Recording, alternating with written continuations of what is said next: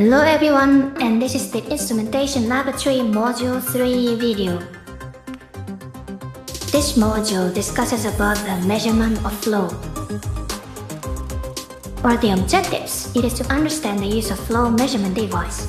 We will also need to determine the error caused by them. There are many types of flow measurement devices. However, in this module, we are only focusing on the paddle wheel type of flow measurement device.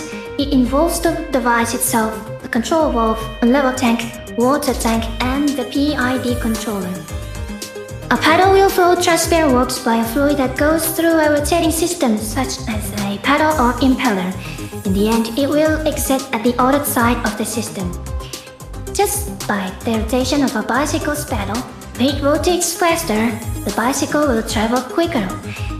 The times the mechanism rotates will be proportional to the fluid flow.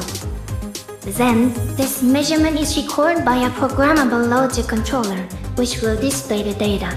As an example, liters or gallons per minute. For the SI unit, it is mere cubic per second. There are factors to contribute to the fluid flow, such as the fluid temperature, viscosity, and the part dimensions. However, the limitation of this device is the incapability of the internal parts to overcome dirty or abrasive fluids that carry large particles, so will damage the components by hindering the rotation mechanism.